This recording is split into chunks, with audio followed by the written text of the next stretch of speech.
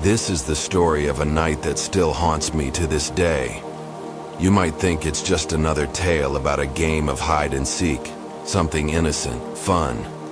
But trust me, you'll never think about that game the same way again.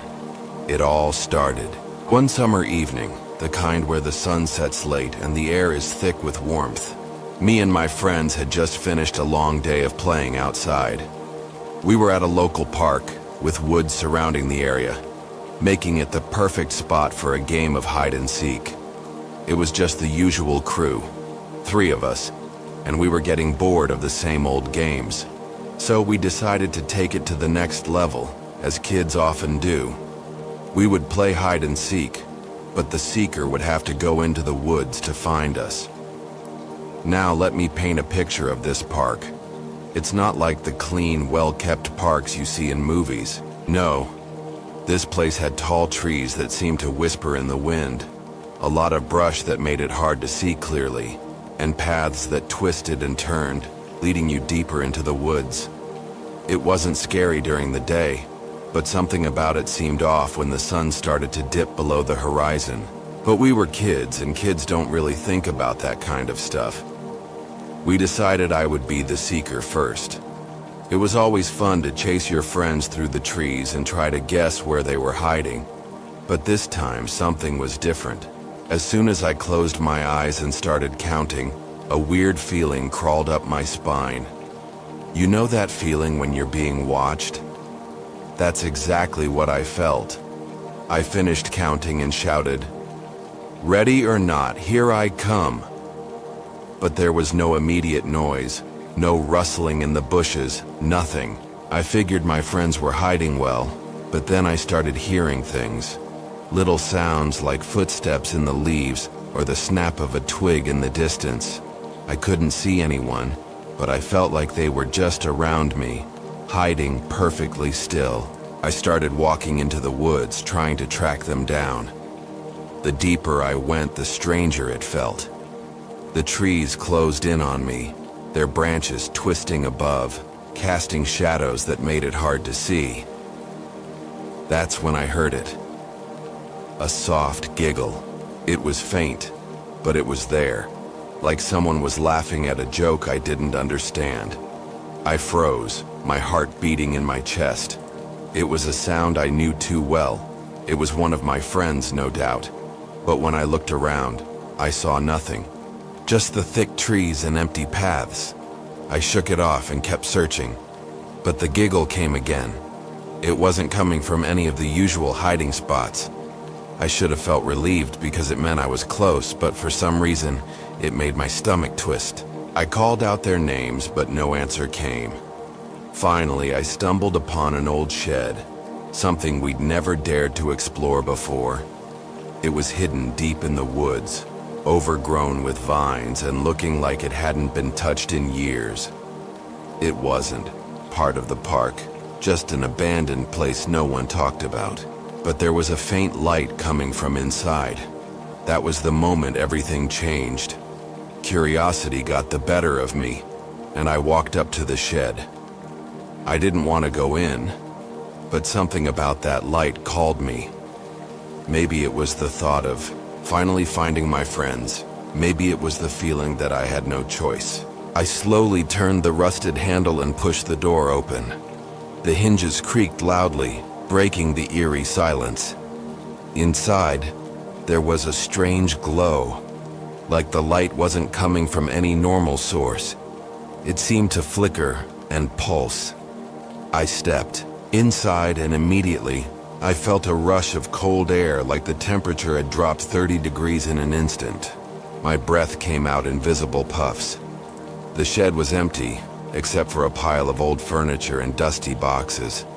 But then, something caught my eye. On the far side of the room, barely visible, was a shadow, a figure, standing very still. I froze. I couldn't breathe, couldn't move. It was one of my friends, I thought at first. But then I saw that the figure wasn't right.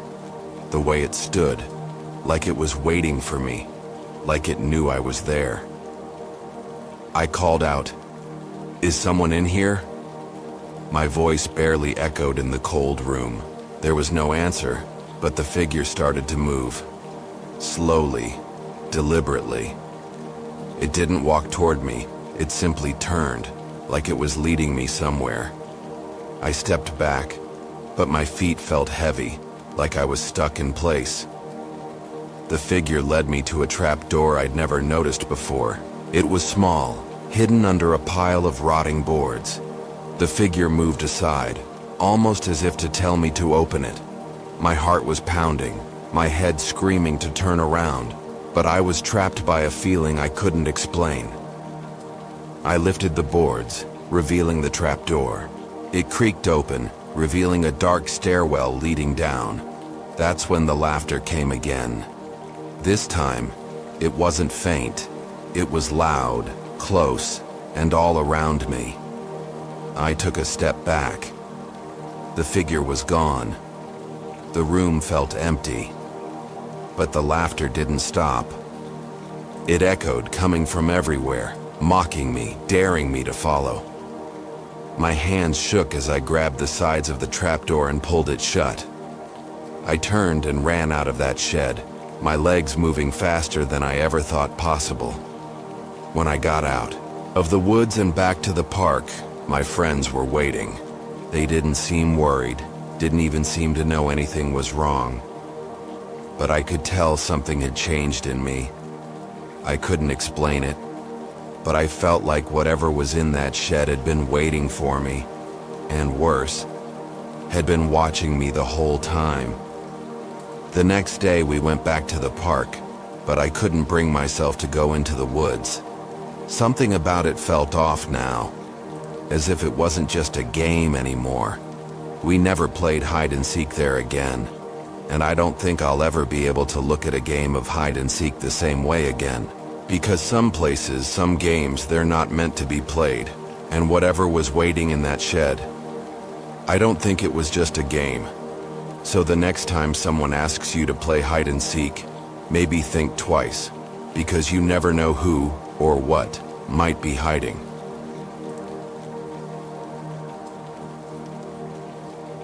This is the story of a night that still keeps me awake some nights.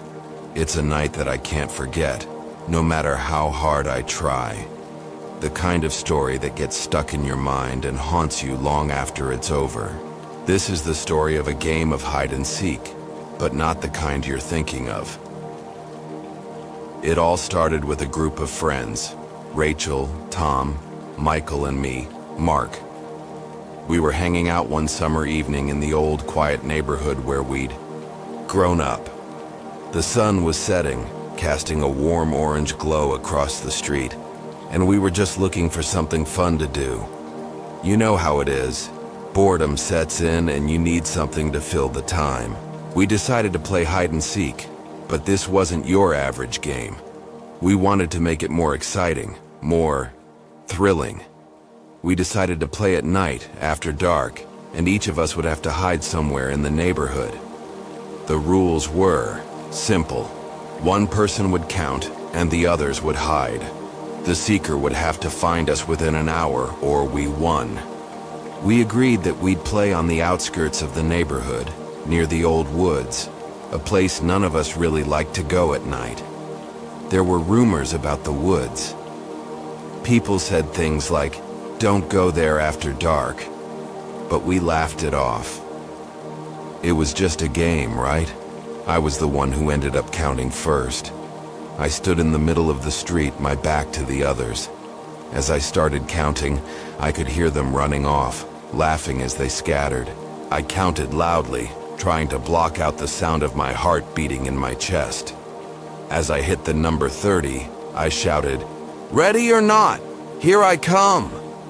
I turned around and started walking through the street, feeling the cool breeze brush against my skin. The darkness of night was settling in, and the streetlights flickered overhead. I searched the front yards first, moving quickly, but no one was there. The sound of my footsteps echoed in the silence. I walked further down the street, closer to the trees. The air felt different here, colder, like it had a presence. You could hear the rustling of leaves in the wind, but the deeper I went, the more the sound seemed to fade. It was strange. This part of the neighborhood was always quiet, but tonight, it felt dead. Not a single sound. I called out, "Tom, Rachel, Michael?" No answer. I was starting to feel uneasy. I knew they were good at hiding, but this was different. I paused, listening carefully. I could have sworn I heard something in the distance, a faint rustle, followed by a soft giggle. I looked around, but all I saw was darkness. I made my way closer to the edge of the woods where the trees formed a thick barrier. The streetlights barely reached this far, and it felt like the night itself was swallowing everything whole. I hesitated. Should I keep going? I was already too far, so I decided to step into the woods. As soon as I did, the atmosphere changed completely. The sounds of the neighborhood seemed to vanish, replaced by the strange noises of the forest. I shivered, pulling my jacket tighter around me. I called out again, louder this time, "Tom, Michael, Rachel." But only silence answered. Suddenly, I heard it again, a faint giggle, almost like a whisper. It sent a chill down my spine. I felt like I wasn't alone anymore. I was sure I was being watched. I started walking deeper into the woods, searching, calling their names. I found myself in a small clearing surrounded by tall, twisted trees. In the center of the clearing, there was an old abandoned house. I hadn't noticed it before, but now that I saw it, it looked ancient, as if it had been there for ages. The windows were boarded up, and the door was slightly ajar, as though inviting me in. I couldn't explain why, but something about the house drew me to it. Maybe it was curiosity, or the fact that the others were nowhere to be found. I walked toward it, my feet crunching on the leaves beneath me. When I reached the door, I paused. Should I go in? I was still playing the game, but something inside me told me to be careful. Still, I pushed the door open and stepped inside. The air inside was stale and heavy, like it hadn't been disturbed in years. I could barely see anything, but I could feel the presence of something in there, something wrong. I tried to call out, but my voice felt small in the vast emptiness.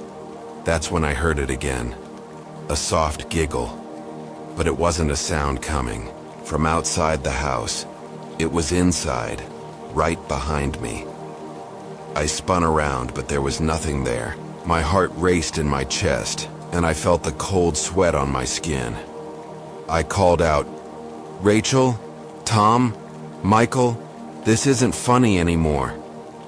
But again, no answer. My voice seemed to get lost in the house. The walls creaked, and the floorboards groaned under my weight. That's when I saw movement in the corner of my eye. I turned quickly, my heart pounding, but there was nothing there, just the shadows. I backed up toward the door, my mind racing. I wanted to leave, to run back home, but something kept me rooted to the spot. A feeling that I shouldn't leave, yet that I needed to stay. And then I heard it, a voice, soft but clear, whispering my name. "Mark." I turned toward the sound. It was coming from the staircase.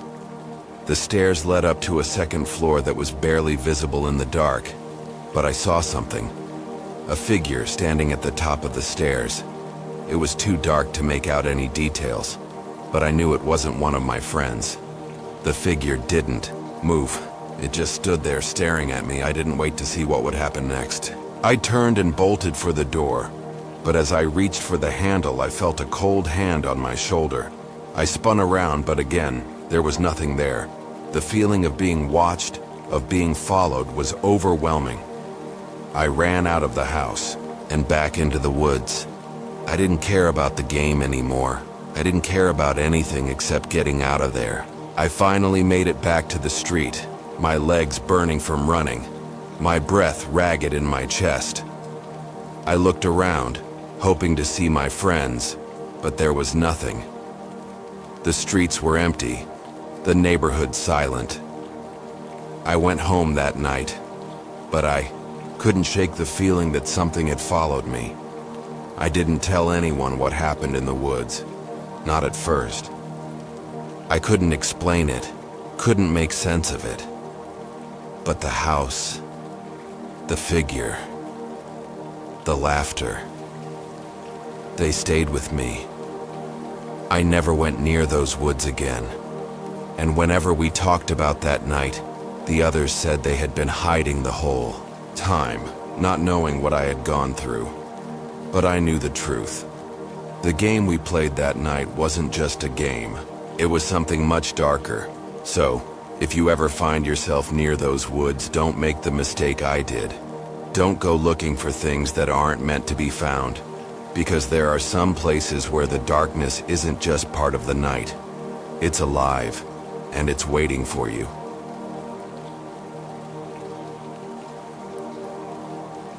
This is the story of a summer night that I'll never forget. It's a story that still gives me chills every time I think about it. I'm telling you this because it's something I wish I had never experienced, but I did. And I can't take it back. It all started one evening when my friends and I, Ellie, Jake, and Luke, were hanging out by the lake near our town. The lake was a place we used to visit when we were kids, just a quiet spot for swimming, fishing, or messing around in the water. It wasn't far from our houses, and the area surrounding it was mostly woods. It was peaceful during the day, but it had this eerie stillness to it after the sunset. On this particular evening, the sun had just dipped behind the trees, and the sky was turning a deep purple. It was a perfect night for a little adventure. We had been hanging out all day, but as night fell, we got the idea to go down to the lake and just sit there. Maybe skip some stones across the water, or talk about whatever nonsense we could think of. None of us thought much of it at first, but I swear, as soon as we got down to the lake, something felt off. It was like the air was heavier than usual, and there was this strange silence. I could hear the crickets and the rustling of the leaves, but it felt different, like they were farther away than they should have been. The kind of silence that makes your skin crawl. "Let's just sit down by the water and chill," Ellie suggested, plopping down on the grass and stretching out her legs. We all followed her, sitting around in a loose circle, but I couldn't shake the feeling that something wasn't right. It wasn't just the quiet. It was something else. I tried to ignore it, but then I noticed that the trees on the edge of the lake seemed darker than they should have been. The shadows stretched across the ground like they were alive, reaching toward us. Jake noticed me looking around nervously. "What's wrong with you?" he asked with a grin, trying to lighten the mood. "Nothing," I replied quickly, but I could feel the tension creeping up my spine. "Just, have you guys ever noticed how weird this place feels at night?" Luke laughed. "You're being dramatic. It's just a lake. Nothing weird about it." We tried to talk and joke for a while, but I couldn't shake the feeling that we weren't alone. I kept glancing at the tree line, half expecting to see someone standing just beyond the reach of the water's edge, watching us. But every time I looked, there was nothing there. Then it happened. I heard something. It wasn't a sound that made sense for a quiet night by the lake. It was a footstep, but it didn't sound like a person walking. It was heavier, like something, or someone, was dragging its feet along the ground. I snapped my head toward the woods, but all I saw were the shadows, stretching further as if the night was swallowing the trees. "Did you hear that?" I asked, my voice trembling. Jake looked at me, his brow furrowed. It's probably an animal or something. We're in the woods, remember? I didn't feel so sure. The sound had come from deeper in the woods, from a place where no animal I knew would be walking around. The feeling of being watched was growing stronger. Ellie was the first to stand up. "You guys are acting weird. I'm going to take a walk. Down by the shore," she said, brushing off the tension in the air. "Ellie, wait," I said quickly, grabbing her arm. "I don't think that's a good idea." "Relax," she laughed. "I'll be fine. You guys are just freaking yourselves out." But before she could take a step, we heard it again. The dragging sound, but this time it was closer, much closer. It was unmistakable now. It wasn't an animal. It wasn't a person. It was something in the woods, something big, moving slowly. The air grew colder and I could feel my heart race. This wasn't right. "I'm going to check it out," Luke said, standing up. But before any of us could stop him, he started walking toward the edge of the woods, toward the sound. "No, Luke!" Jake called after him. But Luke didn't listen. We watched as Luke stepped into the trees, his form disappearing into the shadows. We waited in silence for what felt like an eternity, but nothing happened. Then, without any warning, we heard Luke scream. It wasn't a scream of pain. It was a scream of pure terror. The sound sent us running, straight toward the woods. But, as we got closer, the air felt thick like something was pressing down on us. We couldn't see Luke, but we could hear him, his breath ragged, gasping for air.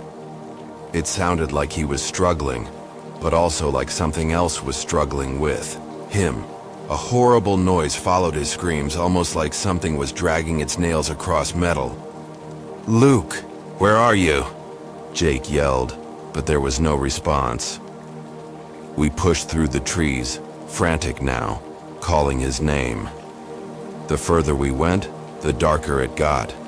The moonlight barely made it through the thick canopy of leaves. The sound of Luke's screams had stopped, and in their place was the most terrifying silence I've ever heard. And then, we saw him.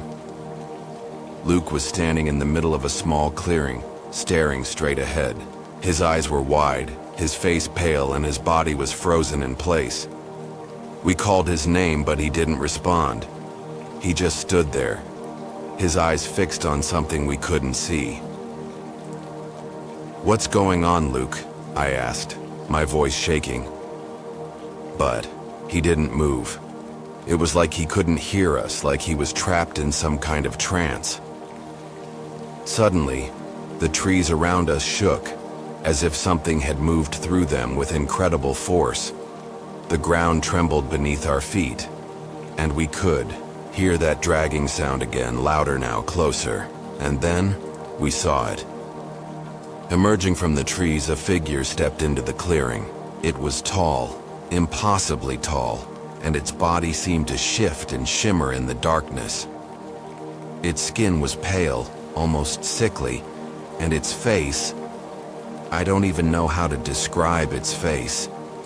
It was like a mask, pale and hollow, with no eyes, just empty sockets staring into us. The thing slowly dragged itself toward us, and as it did, we heard the sound of its feet scraping the ground, like nails on a chalkboard. I don't remember how we got out of there. I just remember running faster than I ever had before, not looking back. When we finally reached the lake, we found Ellie still standing at the shore, staring out over the water, as if nothing had happened. But something had happened. We never talked about that night again. Luke didn't remember anything. He couldn't explain why he had frozen in the woods. Ellie acted like it was just another night, as if the figure we saw wasn't real.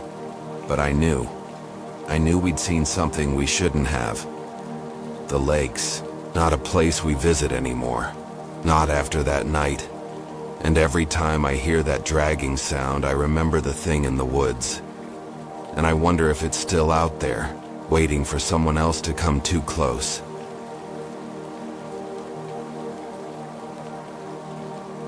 This is the story of a night that still haunts me.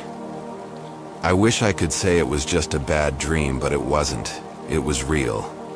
I've tried to forget about it, tried to push it out of my mind, but it always comes back when I least expect it.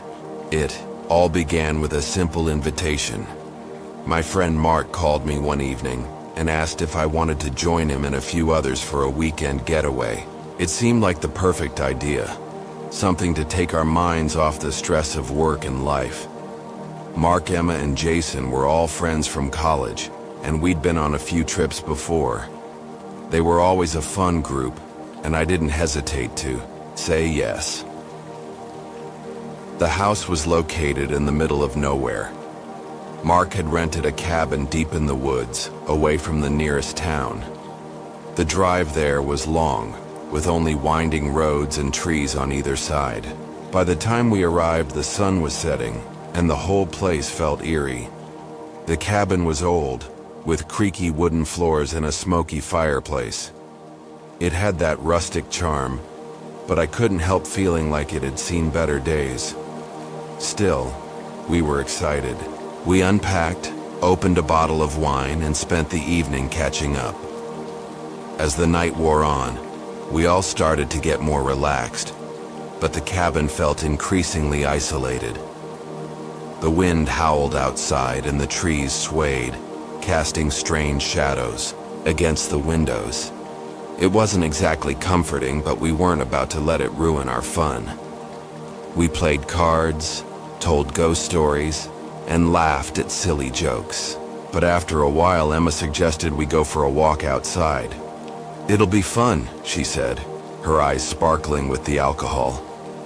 "We can do a little stargazing." I wasn't so sure. The idea of wandering into the woods at night didn't appeal to me. It was too quiet out there, and the darkness seemed endless. But Mark and Jason both seemed up for it, so I reluctantly agreed. We grabbed our jackets and stepped outside. The night air was cold, the kind of cold that stings when it hits your face. The moon was barely visible, hidden behind the thick clouds. The forest surrounding the cabin felt like it stretched on forever. There were no other lights in sight, and no signs of civilization anywhere.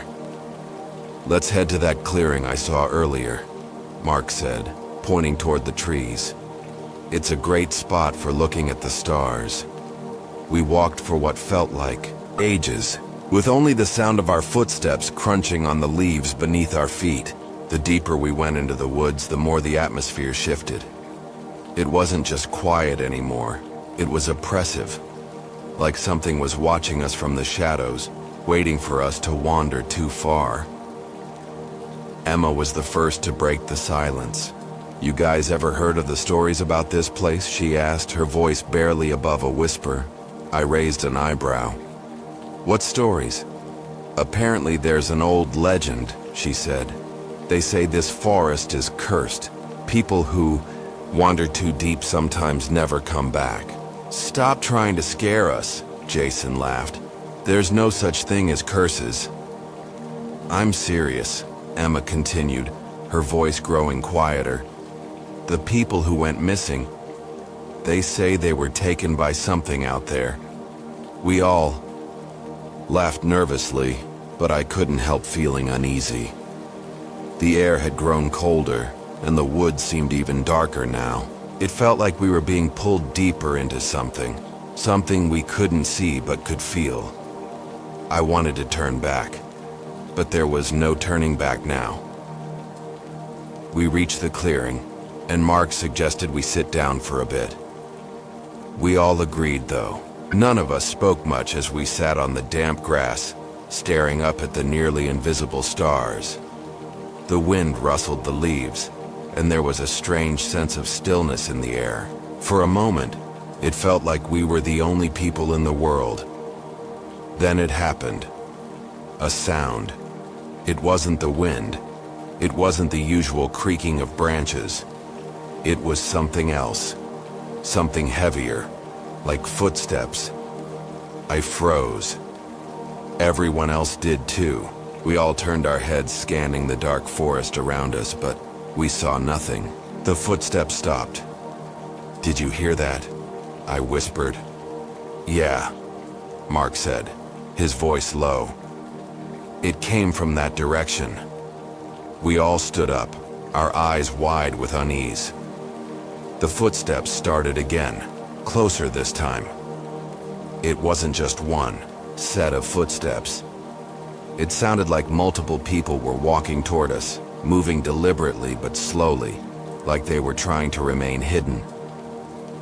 The sound of their feet shuffling through the leaves grew louder with each passing second. "Who's out there?" Jason called, his voice trembling slightly. No answer, only the sound of footsteps. "We need to go," Emma whispered, her face pale. "This isn't funny anymore." We all began to back away slowly, trying not to make any noise, but the footsteps continued to follow us. Every time we took a step, they took one too. It was like we were being hunted, like someone or something was toying with us. I glanced behind me, trying to catch a glimpse of whatever was out there, but the darkness was impenetrable. The air felt thick now, like the trees themselves were closing in on us. Suddenly I heard a voice. It wasn't human. It was low, guttural, almost like a growl. It was followed by a faint whisper. "You shouldn't have come." I stopped dead in my tracks. I couldn't breathe, couldn't move. The whisper came again, closer this time. "You shouldn't have come." Then, just as quickly as it had started, the footsteps stopped. The whispering stopped. The air went still again. We were left in the suffocating silence of the woods. Mark was the first to speak, his voice shaky. "We need to get back to the cabin. Now." We all turned and ran. We didn't look back. We didn't say a word to each other as we sprinted through the trees, desperate to reach the safety of the cabin. The fear was choking us, and we could feel the presence behind us, following us, getting closer with every step. When we finally burst through the door of the cabin, we slammed it shut, our hearts pounding in our chests. We locked every window, every door, and huddled together in the living room, too terrified to even speak. We stayed there for the rest of the night, not daring to go outside. The next morning, when the sun was up and everything seemed normal again, we went back outside to find the clearing, hoping we could convince ourselves it had all been a bad dream. But when we reached the spot, we saw something that made our blood run cold. The ground was torn up, like something had been dragged through it. The trees around us were scratched and clawed at like some wild animal had been here. But there were no animal tracks, only human footprints. Large, deep, and unmistakably real. None of us spoke about what happened again. We left the cabin early and never returned. But every time I go into the woods, I remember that night, the footsteps, the whispers. And I can't shake the feeling that whatever was out there is still waiting.